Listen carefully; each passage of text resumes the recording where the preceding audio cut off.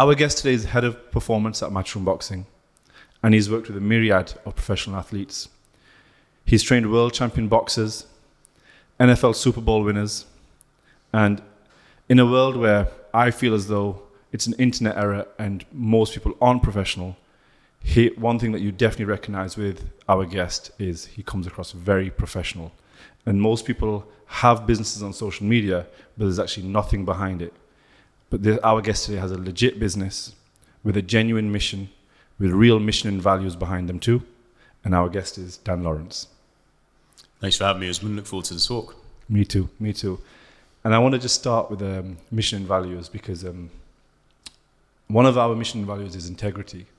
And I saw you had integrity in your mission and values. And I wanted to start with that because with the nature of our business where we are online, integrity, reputation is rare and it's hard to find. So why did you make your value integrity? Where's your mission and values come from? Because I think I just want to lead with that. For me, it comes back to Craig Ballantyne's coined the term of your values and vision drive every decision. And unless you really know your values and what truly intrinsically drives you, how are others supposed to relate and resonate with what you put out there? We're in this big bad world of social media, as you alluded to on the intro, and people are just chasing a quick buck. And they need to be challenged of why they're actually doing it. I've been a practitioner for 18 years and coached over 30 champion athletes in that time. And I did this before it was cool. I did this because this was my passion and this was my mission. And like you, integrity is very high on my value stack. Integrity, empowerment, and just being incredibly professional to ensure that the people around me all elevate to get to the next level of whatever their specific goals are. So values for me are so important. And if something deviates away from those core values, I really don't entertain it. Yeah, it's amazing that you say that. And you know something, we always lead with our mission and values, and I always connect with those a lot of the times in any part of our marketing, anything that we do, even with our staff. When we onboard staff now, we talk about mission and values. And like I'm in the space of high performance sales teams. You're in the space of high performance athletes. And when we train sales teams, there's specific things that we look for. And I was genuinely curious, when you're training athletes, how do you nurture high performance? Because I've never done sport. Just to tell you, I was a kid that skipped PE in school. I've only got fit after. So my role models were from outside of sport. And you're very much sport driven. So I just want to understand what high performance is in sport. For me, Usman, there's three key traits that define high performance from the athlete-centered model, but also for people in the boardroom. We have a business that works with C-suite executives that takes the principles of pro sport and brings them into the boardroom. I'm sure we'll touch on that a little bit later. But those three traits are resilience, single-minded focus, and being relentless. I'll start with resilience. As we know, in business, in life in general, it's never a linear path. There's always setbacks and humps in the road. But fundamentally, success or failure is determined of how you can overcome that hump or whether you crumble at any sign of adversity.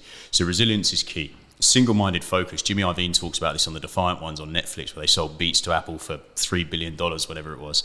And he says, be like a racehorse. Forget what's going on left to right. The reason racehorses wear blinkers is so they don't miss a step. You've got to be relentless and single-minded towards that goal. And the final one was being relentless. I'm guilty of this in business with all these opportunities presenting themselves. It's sometimes quite distracting and moves you away from your longer term mission. And sometimes you have to say no. You have to be relentless on what you're trying to do and the mission of why you're trying to do it. And it goes back to your first point of values, and values and vision drive every decision. When you know that, you can then best navigate towards whatever the goal is, success looks like for you. Yeah, and you only know if you're focused, if you can say no to big opportunities. Yeah. And you probably get opportunities on socials or through business, but you have to say no. So are you saying no to opportunities right now to focus on something? Yeah, without a shadow of a doubt. Opportunities, I'm blessed they do present themselves because I've been super consistent over the past however long. And I do have to say no to a lot of those. I will always try and help people, always try and give people the time of day. But if there's business opportunities that are misaligned towards my longer term vision and it's just solely monetary driven, I don't touch that. And people can certainly attest to that. I've only ever worked with one brand in the whole time of 18 years. I've been a practitioner, something that I believed in to bring that brand to the masses, so to speak, and we did that. It was a brand called Kaiser, which was pneumatic resistance in the gym, which was solely really for the older population, working on sarcopenia and things, and then they wanted to move it more towards the athlete-centered model and more kind of rehabilitation, and we felt we did that. So there was an alignment there of what their vision was, but other than that, if it's a misalignment, I just don't. Is this the same Kaiser who do bikes, spin bikes? Yeah, exactly. Yeah, I've got the Kaiser bike. I was actually on it yesterday in my living room. Okay, so what was it with Kaiser? Just what they wanted to do and how I felt I could assist with giving them the exposure to do so. So it was something that I believed in firstly, and this is where it comes back to. You see so many people, certainly in the fitness space as well, selling hair products and, so if there's any hair companies out there, give me a shout. No, I'm joking. But selling hair products, and it's like, it's a complete misalignment to why you're doing it. You're solely doing that to chase money. Or you've got someone in fitness who's worked with 5 different supplement companies over the last 5 years. Evidently, again, it's not because you believe in the company, it's because you're trying to line your pockets. And I do believe everyone's got to put food on the table. I understand that. But I think we need to be a little bit more tactile and have a bit more integrity around some of these conversations and decisions that people make. And those 3 things that you mentioned, the resilience, are those like your core principles? They're principles that I see and traits I see in high performers. So from the athlete world, without doubt, but I also see them in the boardroom with CEOs. Again, from an athlete-centered model, the resilience element is, let's say, for example, one of my boxers loses a fight. How do they react to that moment? That wasn't the original plan. It happens in sport at the highest level. So how do you react to that moment? Do you then say, I'm going to be really reflective, and I'm going to go back to the win or learn principle by John Kavanagh. You either win or you learn from that. If you don't learn from, the only way you lose is if you don't learn from it and you don't apply some methods to actually then get back to where you need to go. So that's really key with the athletes, but similar concept in the world of business.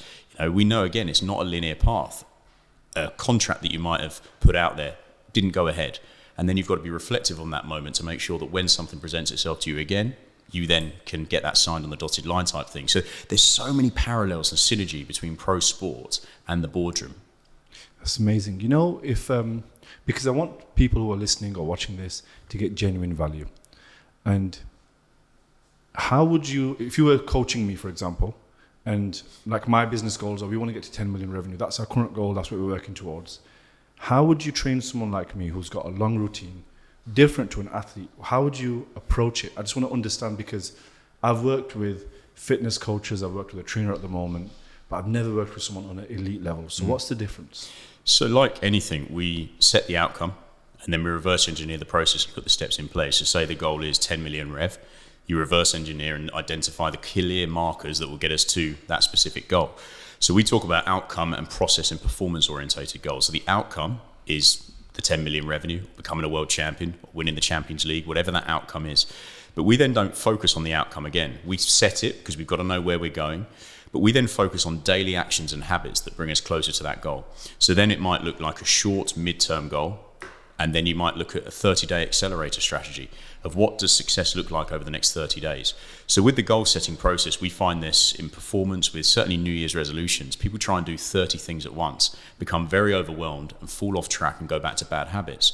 Whereas that individual, if they'd have done 1 or 2 things, built a bit of momentum, been consistent with those things, started shifting and shaping their identity to someone who sets a goal, achieves a goal, and then they're working towards a longer term vision, you then give them another 2 things, they keep stacking these wins on top of each other. So now they have proof of concept, and in that time they're starting to shift their identity from someone who maybe fails all the time, starts something and never succeeds, to someone who actually now is getting closer towards the longer term goal. So going back to you specifically, we then set daily actions, daily non-negotiables, which I know you're very aware of. We had a great chat coming in here, is what does over the course of a day, can we do these 5 things? And you can select those 5 things that are, again, aligned with high performance. They could be as simple, though an arbitrary number, 10,000 steps a day. Adhering to the NEAT principle, non-exercise activity thermogenesis. They could be drinking 3 litres of water a day. They could be having an electrolyte tablet in summer. They could be hitting 2.2 grams per kilo of body weight of protein. So all of these things are linked towards a longer term vision. And then you say, well, how does that link in with 10 million revenue a year? Well, I know that if you're underfueled, you're not sleeping properly, you're not getting adequate protein, or your nutrition intake is very poor, is Usman going to walk into the boardroom and bring his best self? we know the answer. So then you can really break it down into clear tasks on a daily basis that get you closer to the longer term goal. The analogy I think of here is building a wall. The goal is to build the wall, but you don't ever then focus on building the wall. You simply lay brick by brick by brick, and before you know it, you've got closer to the outcome. So that's what I do. I would, of course, have financial orientated targets along the way to go from, I know you're not a zero, but 0 to 10 million, you have to have clear tasks along the way. But I think it comes back to, as I would with elite level athletes, daily actions. It's incredible. Sometimes the word high performance, obviously for you, it's your daily, but not that it seems intimidating for me, but I feel as though I'm so far away from high performance because I feel I am self-aware and I know what good performance is, but high performance is something a level ahead. So if it seems so far away and it seems intimidating almost, and especially for an athlete it would seem more okay, but then for a CEO it would seem far away. So how do you bridge that gap of like, it's not intimidating? Great question. And I think let's reframe the word. And there's maybe a negative connotation by some, as you've alluded to the word high performance. And they can get quite overwhelmed. They think it's so unattainable, I just won't do it. Fundamentally, just start is the goal. And the James Clear Atomic Habits from Sir Dave Brailsford is 1% better every day yields a 37-time improvement over the course of a calendar year. And we know that years these days seem to go like that. So that's a profound change where you can literally shift one's way of doing things by simple daily tasks and actions done consistently over the course of 365 days. So I think the reframe would be, instead of high performance, just call it higher performance. A higher performance for you, contextual to your own situation. And again, it goes back to New Year's resolutions. You don't need to do 20, 30 things. If you know where you're going, you know what the longer term vision is, reverse engineer and just focus on 2 or 3 daily actions that get you closer to that. Because in 30 days' time, you could have made some real inroads towards the longer term goal. And then you can reflect, and this is another key, reflect, review and plan is something that we do with our online coaching business. You can reflect on the past 30 days, see what you did well, see what you have the potential to improve on, reset, recalibrate and set new goals for the next 30 days. Before you know it, you're 3 or 4 months in, the wheels are really starting to turn and you've closed the gap to get closer to that longer term goal. So I think let's not get overwhelmed by the words high performance because they don't need to be reserved to professional sport. For high performers, you don't need to be crossing the white line at 3 o'clock on a Saturday in front of 50,000 people, a Premier League footballer, or at 10:30 in the evening on a primetime TV, a boxer going into the ring for that first bell. High performance is us coming in here today and having a chat on a podcast. High performance is contextual to the individual. And what we do, we put a simplistic framework for how that individual can bring their best self on each and every day and each and every moment. That's incredible. And if I'm a CEO and I'm listening to this, I'm thinking, like, I'm overweight and I've not been active for a long time. And then you're also training athletes. It's such when you're going about to coach these people, training someone who's a CEO, they've got boardroom meetings, a lot of stress. Is that stress the same as someone who's got a high performance or needs to be performing on a pitch? Like, I just want to understand, because you deal with both type of people and you're successful with both types of people. And I wouldn't know, because I used to train people like in my early 20s, and I'm thinking, how would I train an athlete and his stresses when a boardroom stresses seem so different? It's obviously not to you. So how do you connect their stresses? What's the similarities? Yeah, the stress is contextual to the individual, and an athlete would not have any idea of the stresses involved with a CEO in a boardroom trying to close a deal. Equally, the CEO would not know the stresses of going into a fight against another human and that first bell in front of 50,000 people. But stress, and a reframe here, is stress goes into the same bucket, whether that's relationship stress, family stress, business stress, performance stress, training stress. It all goes into the bucket. So you have to have an awareness piece of the stress bucket, but the stress bucket is contextual to you and your situation. So you don't know what you don't know. An athlete has mechanisms of how to deal with and combat high levels of heightened stress in certain moments acutely, i.e. the build up to a big game, the build up to a fight. We've just had the Euro final, imagine the stresses involved, but they have mechanisms of how to combat that stress and change their autonomic state, whether that's breathing drills to change their physiology and control that, or whether it's gratitude, journaling each day, at the end of each day, writing things down to take it out of their brain. Because at times, and I have this as well, we feel like a volcano, and it just builds and builds and builds, and eventually it erupts. Contextual to an athlete, that might be an injury, a soft tissue injury, because they're playing in this kind of strained position, if you like. They're not in flow. For a CEO, that might be not dealing with a situation, a conversation, a boardroom the right way, and then reflecting in that moment, say, I should have handled that better. And then it goes back, Usman, to our 4 pillars at Perform 365, my business, are training, nutrition, recovery, and mindset. And fitness and high performance is often overcomplicated, as you've alluded to. If we can nail those 4 fundamental pillars, then we're going to get closer to our goals. Again, we of course break that down and peel the onion back further of what they look like for the individual. But stress, and going back to your point, is we all have mechanisms of how to deal with it. But it really does go back to those 4 pillars. Because if you're only sleeping for 4 hours a night, your stress levels are going to go up. If you're fueling suboptimally, your stress levels are going to go up. You see where we're going here. If your training load management is just no idea of training load management, you're constantly in the red all the time, foot on the gas, your stress is going to go up, and that volcano is then going to erupt. So this is where we break things down and look at daily actions and habits. We have a simple, though effective method of how to combat and best mitigate high levels of stress. And we all get high levels of stress, just to be clear. What an answer. Amazing. Do you know, when I looked at your socials, before we even met, I came across social media, I think I followed you, and looking at your socials, you train hard, you show yourself training outdoors, you show yourself training as an athlete. And then at the same time, because I don't know if you even notice that you do this, I think you do, because obviously you seem very self-aware, but you're also traveling, running a business. So unintentionally or intentionally, your content comes across as, I train like an athlete and run my business like a CEO. And you're actually doing 2 things at once. This is why I think it's so authentic what you do, because you're appealing to both sides of people.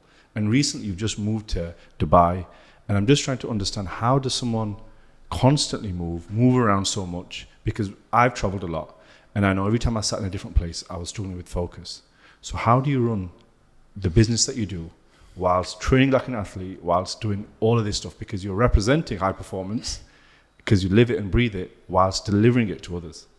Yeah, thank you, Usman. Great question, and thank you for bringing that up. It's not fake, it's not forced, it is authentic. And that's why it's easy for me, because it is my life. It's not just you go onto social media and see this individual, then you meet them in person, like, wow, that's a completely different person. What you see is what you get. So for me, that is my true authentic self. So it's easy for me to bring that individual to whatever conversation that I have. It goes back to, again, a simple method. The method and system that we've developed over 18 years now, whether it be for CEOs or elite level athletes, is a method that I've refined and applied on a daily basis myself. So I do try and bring my best self to every conversation. I try and elevate and empower every individual that I speak to if I can. And if I can't, I'll always try and learn and be a sponge and absorb and be in rooms that allow me to elevate. I certainly, going back to Carol Dweck's research, have a growth mindset, and you've just given me a book there as we walked in, which I'm really excited to look at on the train home. And we're constantly trying to evolve and get better. It goes back to the Japanese philosophical word of Kaizen, continuous improvement. There is no finishing line. It's an infinite game. We know that we've just got to keep trying to get better. And I suppose from my end is, how do I show up from the CEO side? How do I show up from an athlete side and train like an athlete? It's just, I believe that they are truly very, very important things that are a huge linchpin and the glue that holds everything together in my life to allow me to be a high performer and bring my best self to every conversation. And because of that, that's why I deliver in that way. Something that I do, because travel has been, quite frequent. I've, like you said, recently moved to Dubai, though I feel like I haven't even been in Dubai. I was there for 6 weeks and then been traveling again for the last 8 weeks. So we were in Riyadh with one of my boxers. I was in Provence recently, and I've just spent 5 weeks in Portugal, just on a training camp with some footballers, which was incredible. So I was there for 3 weeks with them, but I actually extended my stay for another 2 weeks because I realized that the environment was conducive to me being a high performer. I live a very simplistic life. It had a gym, it had some nice people, it had a lovely coffee shop, and I'd literally just rinse and repeat that cycle each day. Cook for myself and made sure I had just a small house there so I could control my nutrition, because again, the nutrition is so important to me. And because I felt like I was a high performer in that environment, I stayed there for longer. So I think it goes back to identifying what is important to you, identifying what allows you and enables you to bring your best self. And another thing that I do every time I travel, the first thing I do a big shop from a supermarket. I get my supplements, so I get my protein and creatine in, and I just set the tone early on. I don't leave anything to chance. And if I'd like to eat out at a restaurant, I eat out at a restaurant. There's nothing restrictive in anything I do, but I do place high value on all of those 4 pillars that I mentioned previously. Incredible. And you mentioned the infinite game. And someone recently asked me, Osman, do you not get burnt out? And I actually answered it in 2 ways. I said to them, the Buddhist definition of burnout is when the end isn't in sight. So if there's no end goal, that's when someone would get burnt out. So that's one way of thinking about it. And the other way of thinking about it is the infinite game. Because if I truly enjoy sitting on my desk, if I truly enjoy just working, how can I just not keep winning? Because I've just started doing YouTube, which we were talking about. I enjoy making the videos, I enjoy scripting, I enjoy doing them, which is the infinite game. So what's the infinite game that you're playing? Yeah, great question. And honestly, I need to recalibrate my goals. I had one of my mentees actually ask me that the other day, and I'm constantly talking to them about the goal setting process and putting the systems in place. And he actually gave me one back and challenged me, and he kind of backed me into a corner a little bit. I thought, okay, I need to spend a little bit of time on that. So whether I do that when I'm in London or when I'm back in Dubai, I'll recalibrate, because a couple of huge curveball opportunities have presented themselves to me over the last couple of weeks, which I can't disclose too much just from an NDA point of view. So I'm going to sit down and identify what success looks like, not just over the next 12 months, but over the next 3 to 5 years, with potential exit opportunities on these businesses. So I don't have a definitive answer on what that looks like for me at this stage. I do know what success looks like with the existing business models, but because I've, again, in business, been presented opportunities, and these ones are worth the conversation, I'll get back to you on that one. Maybe there's a second episode for us. I think there's a real maturity in saying I don't know, because you can come up with an answer, or you can say I'm working it out, and there's maturity in that. And maybe I can probe your brain after to ignite something for you. Definitely. And also, just on that, I appreciate that, because I am talking high performance all the time, but I do not have all the answers here. It's a constant evolution with me as well. I'm constantly refining, subtracting in some ways, adding in other ways. So I think as well, maybe for the listeners, please don't think that we've got it sussed, we've got it cracked. We've just got methods where we work with thousands of people on a global level, at the highest level, that actually work. But we're constantly refining it and learning ourselves as we go. Yeah. It's high performance with humility. It's got humility within the high performance. And you have a method that you train CEOs, which you were touching on. I just want to understand, what is this method? Yeah, absolutely. So we have a system, a high performance system. I'll give you a broad overview. I'll try and condense this into a couple of minutes. And our USP, Usman, is that we have a world-class team, and that's not me saying it with clever marketing. I've worked with over 30 champions, as previously mentioned. Our nutritionist is Dr. James Morhan, PhD. He's the head of nutrition with England Rugby. He's just got back from a tour in Japan and New Zealand, a very, very well sought-after practitioner. We have another doctor, Dr. Pader, who's our blood work analysis and musculoskeletal specialist. We have another nutritionist, Tom Shaw, who's the head of nutrition with Sparta Prague. We have Josh Richardson, the head of strength and conditioning with Kent County Cricket. So they all work in pro sport at the highest level, where margins are so small.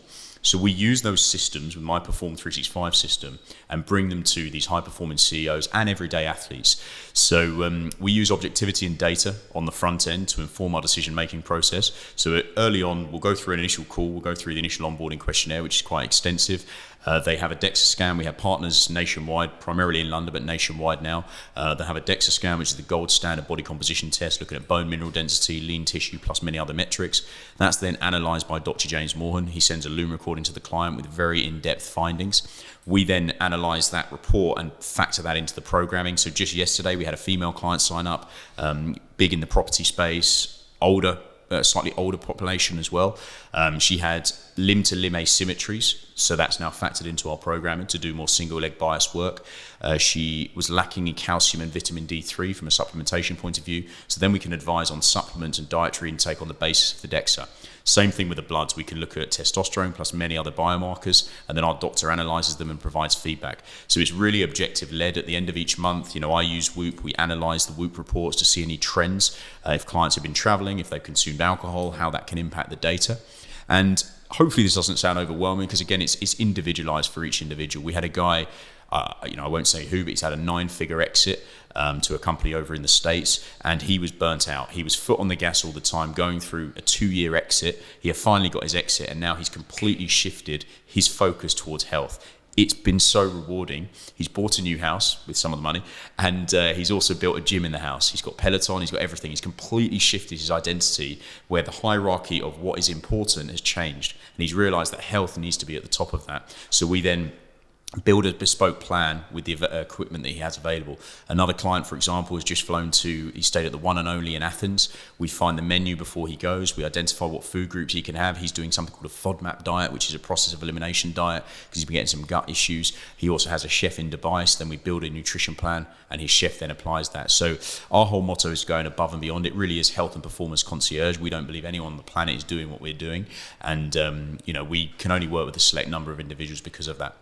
I don't think there is a lot of people doing what you're doing, because although it's down to the individual to train, you're doing so much heavy lifting. For example, the Whoop band, it just takes them putting the Whoop band on and sending the results, but there's so much data. The DEXA scan, it just takes them turning up, they're getting so much data. So you've designed it in a way where it's so intense, but they just have to turn up. There's minimal friction, spot on. And this has been a process, it's been a process of evolution here. Is we've identified our ICA, as much as I say they're C-suite exec, we do work with our other individuals who are looking to optimize their health and performance, because we know a 5-10% improvement in that can have a profound impact on their life. But we also know that they don't have a lot of time. So we've removed all friction from that, and we get so much information on the front end with minimal touch points with them, then we do the rest. And all they have to do is show up. Yeah. And I'm currently looking for the perfect daily habits. I've just started taking vitamins after doing a genetic test, and for the first time today I had salt in the morning. I've never had this before. I've never taken salt. It was disgusting, but someone told me it's going to be really good for me. So what habits do I need to have, or that you have, that I can actually steal from you, that would make me start to move me towards the right direction? I think with you specifically, Usman, you're in a great place. We had a great chat on the way in here that you've got a pretty decent routine. I think it'd be hard for me to, give you definitives at this stage. I think I'll go more general than specific, if that's okay. But generally speaking, if people are only having a litre of water a day, if people don't have electrolytes, so you just said there why you're having salt, it's probably because you maybe want to increase your sodium intake in your diet. Salt is known in the past because of the media that it's bad. Salt is not bad. It's a key mineral that the body needs for optimal function. If you're cramping in any way, then probably increase your sodium. But having an electrolyte tablet, potassium, magnesium, sodium and calcium, can take care of that. I've had two of those today. I had a 50-minute run, sweating a little bit more than normal, so I made sure I put that back in, and that will then help cognitive function and decision making, plus many other benefits. So I think starting simple, just look at the basics of, okay, what can these 5 things be on a daily basis? And they might be step count, as we alluded to. They might be water intake. They might be, if you do get some objectivity from blood work or an intolerance test to say my body doesn't respond well with that, then maybe I'm going to take that out and then add this food in. So we follow a very bespoke approach, which is why we don't do guesswork on the front end. It's all led by data. But just start very simple. And again, protein's a big one as well, actually, because the World Health Organization recommended intake of protein per day is 0.8 grams per kilo of body weight, which we know is ludicrously low. So for a 100 kilo male, that would only mean 80 grams of protein per day. And I could probably say you're having around 200 grams of protein a day, thereabouts, right? For elite athletes, some may even say they go up to 2.6 grams per kilo of body weight. So we recommend, on the guidance of Dr. James Morhan, 1.6 to 2.2 grams per kilo of body weight, which is considerably different to the World Health Organization. And then you might say, well, why protein? Why are you hammering that down? Well, a lot of our clients are, everyone's getting older, but are getting older. And we know that, hormonal balance can change. We know that you can go into more kind of catabolic state, and you start eating away at the tissue if you don't properly strength train or get adequate protein and adequate dietary intake. So we know that increasing protein intake can aid satiety, the feeling of fullness for longer, but also aid muscle protein synthesis, the regeneration of tissue. If they're putting their body under load in the gym and they're creating these kind of micro traumas and tears, you'd be doing yourself a disservice if you were only getting 0.8 grams per kilo body weight of protein. And 10 years ago, when you spoke to people about nutrition, people weren't self-aware of macros. People don't really look at calories the same. And now a lot of people are more aware. So in your flywheel, if you're coaching someone, is there an order? Mental cognition, vitamins, hormones, diet, training. How does this all fit? What do I look at first? Yeah. Is it, because for me, I've been looking at mental cognition. So what should I be looking at first? Great question. And it's very important to not overwhelm someone, irrespective of them being a C-suite executive and having a good self-awareness when they join your program. So we have a very clear initial 30-day roadmap. We don't want to give them 20 things to do. As we've spoken about previously. We'll give them a few things, we'll get the wheels in motion, then we'll add to that. So early on, we do the DEXA scan, we do the blood work, and then we'll advise on that. But the main focus that we have with our 4 pillars is goal settings. That's kind of falls under our mindset pillar, getting super clear with the goals, because they've got to know where they're going. They've got to know what success looks like. Otherwise, they're just going to go around in circles and tread water. And then also to understand the training piece. And then we don't really talk too much on nutrition until they've got their DEXA scan done. And then we add that in after 10 to 14 days on our plan. So from 0 to 14 days, it really is focused around mindset pillar and training pillar. So getting crystal clear with the goals and what success looks like, and getting crystal clear with how the training program functions and how they can factor that into their day-to-day. That breaks what I think you would do, because obviously I'm not as knowledgeable as you in that area, but I would think that the first thing that you're going to do is nutrition, but it's not. You would cover everything else first. So do you find people are coming in thinking, when's my diet changing? Or yeah, they do actually. Yeah, we have to be very clear with how we articulate that on the front end. That's actually a really good point. We make sure that we say, again, look, our program's led by data. So until we have the DEXA scan done, we'd be plucking numbers out of the air. Of course, with our extensive experience, we do, I could pretty much say, based on your goals, where you should be at from a caloric intake and macronutrient point of view. But because we double down on the data side, we'd be doing us a disservice if we said, we're just going to pluck numbers out of the air. So they do say that, and sometimes we do give them a framework for the first 21 days if they can't get a DEXA scan done in that period. But generally speaking, we want people to have that done in the first 10 to 14 days, so then we get crystal clear of what that looks like. So good. And I'm thinking of the limiting beliefs that my CEO friends would have, and they would have the limiting belief of, well, I've got all these meetings, I need to go to restaurants, and I have to eat out. I don't know how to say no to these meetings because they're important client meetings. And then I've also got time with the kids I need to spend and make sure that I'm eating correctly with them, and they might want ice cream and I want ice cream. How does this all fit together? If I'm a CEO and I'm supposed to, because I have a client dinner this week, how am I meant to, do I send you the menu? What do I do? Some do, yeah. We've got our top tier executive coaching program. Others won't need to send the menu, but this is where we remove all overwhelm and identify what success looks like for them. We make this very easy. This is not eating chicken and broccoli every day. We have a real in-depth insight into some seriously high-performing CEOs. Some people on our program, for context, Casper Bass, the founder of Joe and the Juice, a huge global organization, Jake Brocklesby, the owner of Wow Hydrate, plus many other top CEOs. So we've had these problems and we found solutions for all of these problems. Someone like a Jake does have a chef, so we build a plan and the chef can get on with that. So he has zero thought process going into anything. All he has to do is feed back to us if any foods didn't really respond that well with him, and then we'll manipulate and tweak the plan. But this is where communication comes in. So we have private WhatsApp groups for our top tier clients with myself, the nutritionist, and the client, and sometimes their executive assistant, so they can, put everything together for them in a way that's needed. So they're literally removed from the process. All they have to say is, Dan, I'm going to Gaucho tomorrow evening. This is what I'm thinking of having. What do you think? And I say, well, look, great choice, but instead of having that for the starter, I'd actually advise this because of X and Y. Perfect, done. So yeah, that's really the level that we go through. But also, there's an educational piece. We actually educate our clients. We have a 12-month curriculum with very short, sharp, concise videos they can watch in a taxi on the way to the gym around all of our pillars and around performance in general, because we believe, not literally though, we believe we want to be made redundant in due course, and they have all of the tools to go on and do it themselves. Of course, with high-performing CEOs, they want to minimize any thought process going into it, so that's why the accountability is so important. So it's not just training them, it's actually educating them. 100%. We've got a guy, he's just renewed for another 6 months. I won't say who. He's got huge business deals on the horizon. And I educate him on psychology and mindset of leaning into the CEO, the international CEO he wishes to become. And that's fundamental. Incredible. And what limiting beliefs have you seen from people that they have to overcome first?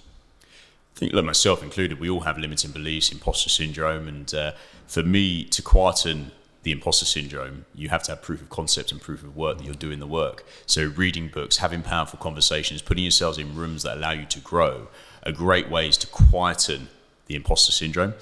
Some of the limiting beliefs are along the lines of, you've alluded to a few there, but I've got a family, I've got this busy work dinner, I can't eat out if I'm going to achieve these goals. You absolutely can. You could eat out every night if you wanted to eat out every night and still get great results. As long as you're following the plan, as long as you're doing your daily actions and habits, and as long as you're communicating properly as to where you're going and what you're eating, you can absolutely eat that. eat that and get great results. So I think the limiting beliefs that we tend to see are that I don't have enough time, I can't eat out, I've got a young family, which kind of linked in with I don't have enough time.